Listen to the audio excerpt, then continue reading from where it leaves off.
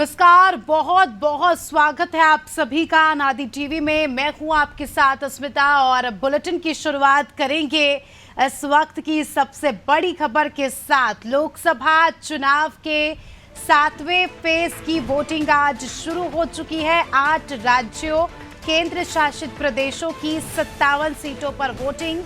दिग्गजों की साख इस बार दांव पर लगी है। यूपी की 13 सीटों पर वोटिंग आज। पीएम मोदी समेत 3 केंद्रीय मंत्रियों की साख दांव पर।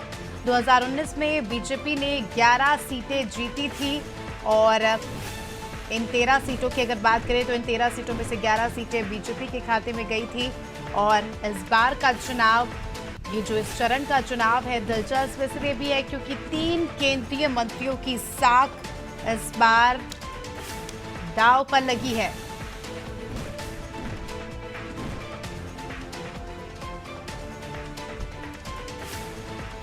तो 7वें और आखिरी चरण का मतदान आज शुरू हो चुका है सुबह 7 बजे से ही। और उत्तर प्रदेश की अगर हम बात करें तो उत्तर प्रदेश की 13 सीटों पर आज वोटिंग है और उसके बाद 4 तारीख को परिणाम आएंगे। ये चुनाव अपने आप में दिलचस्प इसीलिए भी क्योंकि प्रधानमंत्री नरेंद्र मोदी समेत केंद्रीय मंत्रियों की साख इस बार दांव पर लगी। अगर पिछले बार की बात करें तो अच्छा परफॉर्मेंस था बीजेपी का, लेकिन इस बार भी मतलब देखना दिलचस्प होगा क्योंकि काफी ज्यादा चैलेंजेस भी यहाँ पर पार्टी के सामने आए और ऐसे में सभी की नजरें इन 13 सीटों पर।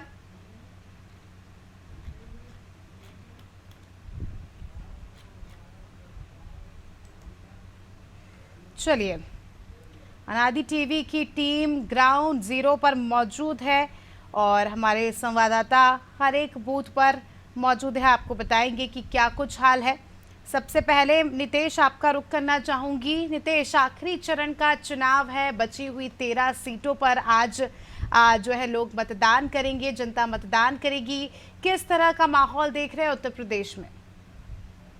हम अपने दर्शकों को सुप्रभात करना चाहते हैं और सबसे बड़ी बात लोकतंत्र के पर्व की उन सभी को शुभकामनाएं देना चाहते हैं। इसके साथ ही हम आपको बता दें कि आज जो 8 राज्यों की 57 सीटों पर मतदान है, इसके साथ ही यूपी जो बहुत बड़ा है, यूपी एक ऐसा राज्य माना जाता है जिसके प्रधानमंत्री की कुर्सी यहीं से निर्धारित होती है। दिल्ली का कुर्सी का रास्ता उत्तर प्रदेश से होकर जाता है। यहाँ पर आज 13 सीटों पर चुनाव है। बात करें अगर 13 सीटों की तो इन सभी सीटों को लेकर यहाँ पर जो बात सामने आ रही है वो ये कि सभी 13 सीटें कहीं ना कहीं हॉट सीट बन रही है क्योंकि इसमें स्वयं प्रधानमंत्री मोदी वाराणसी से चुनाव लड़ रहे हैं। वहीं और तमाम चेहरे, और अगर बात करें तो सूबे के मुखिया योगी आदित्यनाथ के क्षेत्र गोरखपुर में भी इस चरण में चुनाव होना है। अगर बात करें उत्साह की तो लोगों में उत्साह है। सुबह के 7 बजे मतदान बिल्कुल शुरू हो चुका है। तो जो भी हम लोगों से बात हो रही है, लोग पहुंचना शुरू कर चुके हैं।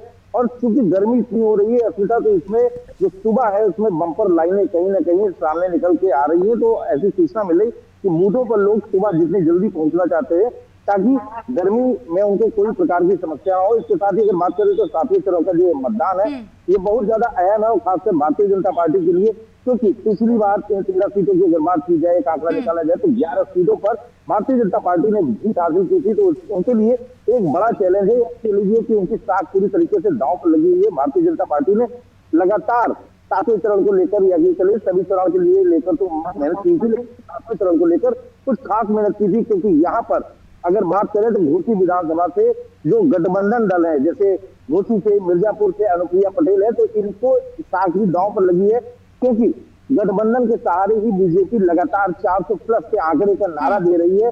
तो देखने वाली बात ये होगी कि यहाँ के जो चुनावी माहौल है, जो यहाँ के परिणाम आएंगे, ये किसके पक्ष में आएंगे अस्मिता? बिल्कुल नितेश, और 3 केंद्रीय मंत्री समेत प्रधानमंत्री की साख दांव पर है। तो अपने आप में ये इस मतदान को, इस 7वें चरण को, आखिरी चरण को दिलचस्प बना देता है। वाराणसी से हमारे सहयोगी श्रीकांत उपाध्याय हमारे साथ जुड़े हैं। श्रीकांत, तीसरी बार प्रधानमंत्री नरेंद्र मोदी इस बार वाराणसी से चुनावी मैदान में हैं। अभी लगभग 7:30 बजने को है।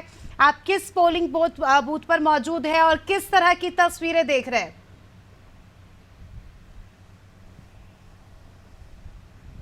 श्रीकांत, क्या आप हमें सुन पा रहे हैं?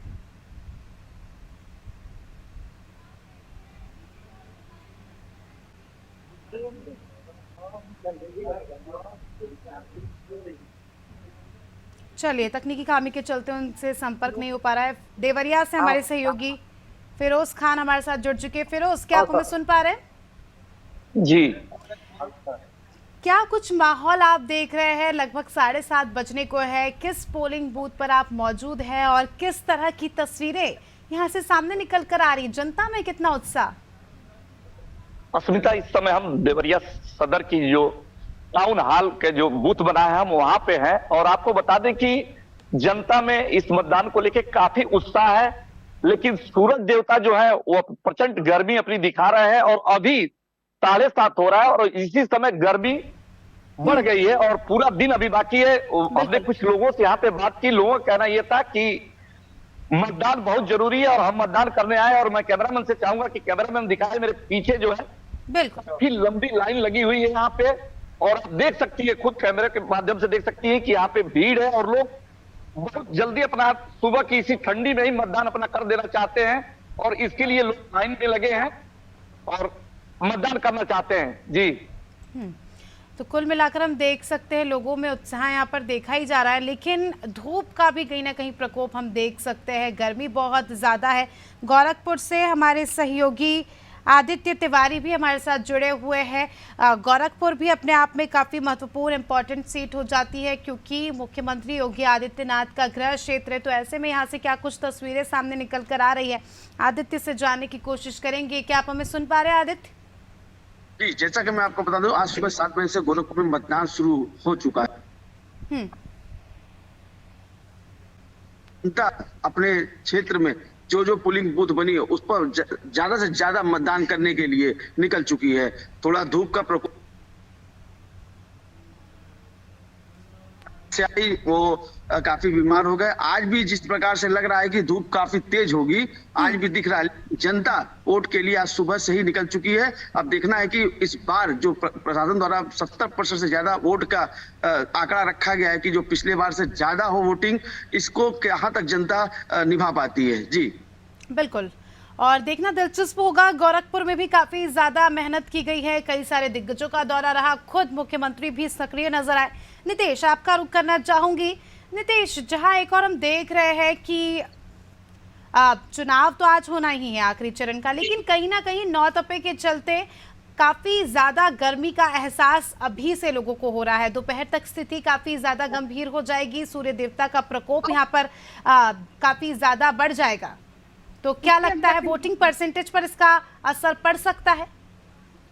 निश्चित ही अस्मिता, हम बता दें कि बहुत ही दुखद बात ये है कि तमाम जगह से ये लगातार खबरें भी सामने आ रही हैं कि भीषण गर्मी के कारण तमाम जो ऐसे कर्मचारी हैं जो चुनाव आयोग या चुनाव के कार्यों में लगे हैं, उनकी दुखद निधन की सूचना मिल रही है। कहीं ना कहीं वो अपने कर्तव्य को पूरा करते हुए वो शहीद हो रहे हैं। तो ऐसे में जो गर्मी का असर है ये व्यापक तरीके से देखा जा रहा है। इससे जनता कहीं ना कहीं वास्तव में परेशान हो रही, क्योंकि जिस प्रकार से गर्मी है, हालांकि चुनाव आयोग ने इसको लेकर लगातार निर्देश दिए थे कि जो भी ऐसे टेंट वगैरह लगाया जाए, पानी की व्यवस्था की जाए, लेकिन कुछ जगहों पर, आंशिक जगहों पर यह व्यवस्था फलीभूत दिखाई पड़ती है, लेकिन हर जगह पर व्यवस्था बहुत सुचारू रूप से नहीं दिखाई पड़ती। अगर बात करें उत्तर प्रदेश में, तो उत्तर प्रदेश में लगातार सभी जिला निर्वाचन अधिकारियों के द्वारा यह प्रयास किया गया था कि वोटिंग परसेंटेज अच्छे से अच्छा कराया जाए। इसके लिए भरसक प्रचार प्रसार भी किया गया था, लेकिन वो प्रचार प्रसार सिर्फ और सिर्फ अगर बात करें तो उत्तर प्रदेश की तमाम सीटों में अभी तक बाराबंकी जनपद में टूट पड़ता दिखाई पड़ा है, क्योंकि बाराबंकी जनपद में एक रिकॉर्ड मतदान हुआ है जो अब तक सब उत्तर प्रदेश में, अगर ये कह लीजिए तो बाराबंकी जनपद जो राजधानी लखनऊ और धर्मनगरी अयोध्या के बीच में पड़ता है, वहां पर मतदान सबसे ज्यादा रिकॉर्ड किया गया, जो 67.19 किया गया। ऐसे में 7वें चरण में जिला निर्वाचन अधिकारियों की आयोग की यह कयामत रहेगी कि कहीं ना कहीं रिकॉर्ड प्रकार से भीषण गर्मी है, इस रिकॉर्ड को संभवतः तोड़ पाना आसान नहीं। निश्चित ही अगर मतदान प्रतिशत और अच्छा जाता है तो ये एक स्वस्थ लोकतंत्र के लिए परिचायक होगा। लेकिन जो गर्मी पड़ रही है, जो भीषण गर्मी पड़ रही है, लोग इससे परेशान है, तो सुबह और शाम में वोट करना पसंद करते हैं, क्योंकि पहले से ही ये मौसम विभाग के निर्देश दिए गए कि 12 से 3 बहुत ज्यादा तेज धूप होती है, ऐसे में बचाव भी आवश्यक हो। तो ऐसे में जनता भी 12 से 3 का जो आप पोलिंग स्टेशन है अस्मिता जी, वहां पर उतनी भीड़ नहीं दिखाई पड़ती। सुबह के पहले पहर और सेकेंड फेज में भीड़ जरूर दिखाई पड़ेगी, लेकिन हम यही अपील करना चाहेंगे कि ज्यादा से ज्यादा लोग निकले, मतदान केंद्रों तक पहुंचे और अपने मताधिकार का लोगों प्रयोग से ये करें। अपील, क्योंकि अभी दिन का समय है तो ऐसे में ज्यादा परेशानी नहीं होगी, तो अनादि टीवी के जरिए हम तमाम दर्शकों से यही अपील करना चाहेंगे कि सबसे पहले आप मतदान कर दीजिए, क्योंकि ये बहुत ही महत्वपूर्ण है। आने वाले 5 साल आपका भविष्य, आपके क्षेत्र का भविष्य, देश का भविष्य किस तरह से होगा, ये चुनाव वही सुनिश्चित करने वाले हैं। फिरोज हमारे सहयोगी लगातार हमारे साथ जुड़े हैं। फिरोज, जिस तरह से गर्मी का जिक्र हो रहा है, 9 तपे चल रहे हैं और आपने भी कहा कि सुबह से ही जो है गर्मी का एहसास काफ़ी ज़्यादा हो रहा है, दोपहर तक स्थिति काफ़ी ज़्यादा हमें गंभीर नज़र आएंगी, हीट वेव्स चलेंगी। ऐसे में अगर हम मतदान केंद्र की बात करें तो किस तरह की व्यवस्थाएं आप देख रहे हैं? क्या सुचारू व्यवस्थाएं हैं यहाँ पर जिससे लोगों को तकलीफ ना हो यहाँ पर गर्मी से? देखिए, जो देवरिया का जिला प्रशासन, जो चुनाव आयोग है, निर्वाचन अधिकारी है, उन्होंने काफी बढ़िया व्यवस्था की। यहाँ पे पानी से लेके बैठने की व्यवस्था की है मतदाताओं के लिए। लेकिन गर्मी इतनी ज्यादा है कि अभी अगर ये हाल से दोपहर तक इतनी भीषण गर्मी, लगभग 44 से लेके 45 सेल्सियस डिग्री तक तापमान पहुंचने की उम्मीद है। तो शासन ने तो पूरी व्यवस्था की है। निर्वाचन आयोग जो है वो पूरी मेहनत कर रहा है और लगातार लोगों से अपील कर रहा है कि वो बाहर निकले, मतदान करें। और पुलिस से अपील हो रही है कि सुबह जल्दी निकलें और दोपहर को आराम करें, फिर शाम को 4 बजे से आके मतदान करें। लेकिन जो माहौल यहाँ देखा जा रहा है उससे तो ये लग रहा है कि इस बार पिछली बार की अपेक्षा गर्मी इतनी ज्यादा है, जो कम होगा। जी बिल्कुल, और फिर से अपील यही जनता से कि वोटिंग परसेंटेज कम ना हो और जनता को खुद परेशानी का सामना ना करना पड़े, इसके लिए जो है सबसे पहले दिन के समय में ही मतदान कर दे, जिससे कि ज़्यादा जो है गर्मी का एहसास उन्हें ना हो। गोरखपुर से आदित्य लगातार जुड़े हैं। आदित्य, अगर मुद्दों की बात करें तो कौन से मुद्दे इस बार गोरखपुर में हावी रहे? जैसा कि बता दें, हर चुनाव की तरह इस बार भी गोरखपुर में विकास का मुद्दा बहुत ही महत्वपूर्ण है। यहाँ जल निकासी एक बहुत बड़ा मुद्दा है, इसको लेके हमेशा विपक्ष ने निशाना साधा है। इस बार भी विपक्ष जो काजल निषाद समाजवादी पार्टी से है, यहाँ पर काफी मुख्यमंत्री योगी आदित्यनाथ का क्षेत्र होने के कारण काफी निशाना साधा। यहाँ पर जो विकास के मुद्दे उस पर सरकार द्वारा निरंतर कार्य किया जा रहा है और योगी आदित्यनाथ स्वयं समय समय पर उसकी मॉनिटरिंग खुद करते हैं।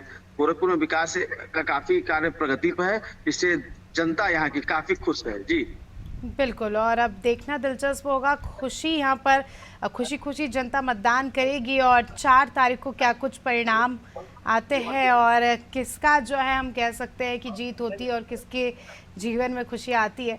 हमारे सहयोगी नितेश लगातार हमारे साथ जुड़े हैं। नितेश, इन 13 सीटों का अगर हम विश्लेषण करते हैं तो इस बार इन 13 सीटों पर हम देख सकते हैं कि नॉन यादव वोटर्स का काफ़ी ज़्यादा दबदबा है। जिस तरह से हम टिकट की भी बात करें तो नॉन यादव ओबीसी वोटर्स की को काफ़ी ज़्यादा यहाँ पर इम्पोर्टेंस दी गई है और यही डिसाइड करने वाले हैं कि किसकी जीत होगी, किसकी हार होगी।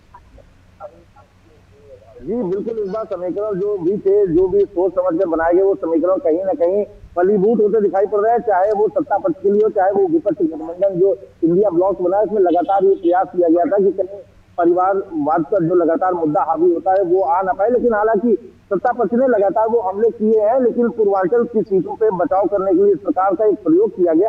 लेकिन इसके साथ ही यहाँ पर जो मंत्रियों की साख है, ओबीसी वोटर्स एक बड़ा खेल, क्योंकि निर्णायक भूमिका में माने जाते हैं, चाहे फिर ओबीसी के लिए हो, जातिगत समीकरण बहुत ज्यादा प्रभावी रहते हैं, चाहे वो के लिए मिर्जापुर हो, वहां पर जातीय समीकरण बहुत ज्यादा हावी रहते हैं। वाराणसी में अगर बात करें तो वाराणसी, क्योंकि प्रधानमंत्री मोदी खुद वहां से चुनाव लड़ते, तो वहां पर जातीय समीकरण कहीं ना कहीं टूट जाते हैं। और इसी प्रकार से गोरखपुर से, क्योंकि वो सीएम योगी आदित्यनाथ का एक बड़ा गढ़ माना जाता है, सीएम योगी आदित्यनाथ का अच्छा खासा वहां पर प्रभाव माना जाता है, तो इसको लेकर वहां के जो जातीय समीकरण है वो तो कहीं ना कहीं ध्वस्त होते नजर आते हैं। लेकिन इस बार जो बात सामने निकल कर आ रही है कि तमाम सीटों पर बड़ा चैलेंज मिल रहा है। इंडिया ब्लॉक लगातार हमले कर रहा है, लगातार उनके सत्ता पक्ष के जो नेताओं के कुछ बयान आए, जो ईट पटांग बयान आए, जिसको लेकर तमाम राजनीतिक पंडितों ने ये साफ तौर पे कहा कि विपक्ष अपने इस मुद्दे को, जो संविधान बदलने वाली बात है, उसको जनता तक पहुंचाने में कहीं ना कहीं सफल साबित हुआ। लेकिन भारतीय जनता पार्टी के इस बार तमाम नेता जो बयान दिए, उसको किसी भी प्रकार से डैमेज कंट्रोल करने के लिए कोई कार्रवाई तो नहीं हो पाई। हालांकि पीएम मोदी ने जिस प्रकार से कार्यक्रम किए, जिस प्रकार से बड़ा हमला बोला, तो पीएम मोदी और सीएम योगी एक बड़ा चेहरा भारतीय जनता पार्टी के लिए माने जाते हैं, तो इनके प्रचार से दशा और दिशा कहीं ना कहीं बदल जाती है। तो एक बात तो अस्मिता यहाँ पर ये भी कही जा रही है कि प्रधानमंत्री मोदी और योगी आदित्यनाथ ने तमाम बड़े रैलियां की है, और कल लगभग 4-5 दिनों की रैलियां, तो कहीं ना कहीं ये एक अच्छा भाव हो सकता है। बिल्कुल। तो प्रधानमंत्री की सक्रियता यहाँ पर काफ़ी ज़्यादा नज़र आई और कहीं ना कहीं हम कह सकते हैं कि शुरू से ही काफ़ी ज़्यादा चुनावी मोड में हमें पार्टी नज़र आई। जब से प्रत्याशियों के नाम की घोषणा हुई तब से और भी ज़्यादा हमें जो है यहाँ पर उत्साह के साथ प्रचार प्रसार नज़र आया। देवरिया से हमारे सहयोगी फिरोज लगातार जुड़े हुए हैं। फिरोज, जिस तरह से हम देख रहे हैं गर्मी तो पड़ ही रही है, लेकिन राजनीतिक माहौल भी काफ़ी ज़्यादा गर्म है। देवरिया की जनता आज जब मतदान करने जाएगी तो क्या लगता है किन मुद्दों को ध्यान में रखकर आज जनता वोट डालेगी? आपको बता दें कि देवरिया में तो स्थानीय मुद्दे बहुत ज्यादा हैं, लेकिन 2-3 समस्याएं ऐसी हैं जिसके बारे में जनता लगातार नेताओं से पूछ रही है, लेकिन उसका जवाब नहीं मिल रहा है। जो भी यहाँ पे जो प्रतिनिधि है उस पर शायद सही तरीके से कार्य नहीं, जिस तरह विकास जनता उम्मीद लगाए बैठी थी उस तरह नहीं जनता की उम्मीदों पे जो प्रतिनिधि वो खड़े नहीं उतरे। यहाँ पे देवरिया में जाम की सबसे बड़ी समस्या है और उस समस्या का अभी तक निदान हुआ है। रिंग रोड का भी लगातार यह मुद्दा था। सबसे बड़ी जो देवरिया की जो बात है वो चीनी का कटोरा जनपद कहा जाता था और यहाँ पे काफी चीनी मिलें थी, जो इस समय वर्तमान में एक भी देवरिया जनपद में चीनी मिलें नहीं है और यहाँ से लोग पलायन कर रहे हैं। ये मुद्दा काफी तेजी से, काफी मजबूती से उठाया जा रहा है, लेकिन जनप्रतिनिधि और सरकार जो है सिर्फ वादे कर रही है और इस पे अमल नहीं कर रही है। इसको लेकर जनता के अंदर काफी बेरुखी देखी जा रही है। जी बिल्कुल, और इन्हीं सब मुद्दों को लेकर हम फिर से अपील करते हैं, जो भी आपके मुद्दे हैं उन्हें ध्यान में रखकर वोट डालने अवश्य जाइए। जिस तरह से फिरोज ने भी जिक्र किया कि काफ़ी सारे मुद्दे हैं अपने आप के क्षेत्र में ही, तो ऐसे में जब आप सही जनप्रतिनिधि को वोट देते हैं तो वो आपके आने वाले समय में आपका क्षेत्र का विकास करेगा, आपकी समस्याओं का समाधान निश्चित रूप से करेगा। लेकिन उसके लिए आपको सबसे पहले मतदान करने की ज़रूरत है, लोकतंत्र के इस महापर्व में हिस्सा लेने की ज़रूरत है। तो फिर से एक बार सभी से यही अपील कि आज जो है बढ़ चढ़ कर मतदान कीजिए और उत्साह के साथ मतदान केंद्रों पर जाकर अपने मन पसंदीदा प्रत्याशी को वोट ज़रूर दें। चलिए, बहुत बहुत शुक्रिया आप सभी का हमारे साथ जुड़ने के लिए और जानकारी के लिए। तो अनादि टीवी की टीम ग्राउंड जीरो पर मौजूद है और पल पल के अपडेट्स हम आपको लगातार शाम 6 बजे तक देने वाले हैं। चुनाव से जुड़े, मतदान केंद्रों से जुड़े, मुद्दों से जुड़े, राजनीतिक दलों का क्या कुछ कहना है, क्या कुछ मुद्दे हैं जो हावी नज़र होते हुए हमें दिखने वाले, इन तमाम बातों को लेकर आज हम दिन भर चर्चा करेंगे। तो उसके लिए अनादि टीवी पर बने रहिए। फिलहाल इस बुलेटिन में इतना ही, जल्द ही मुलाकात होगी। नमस्कार।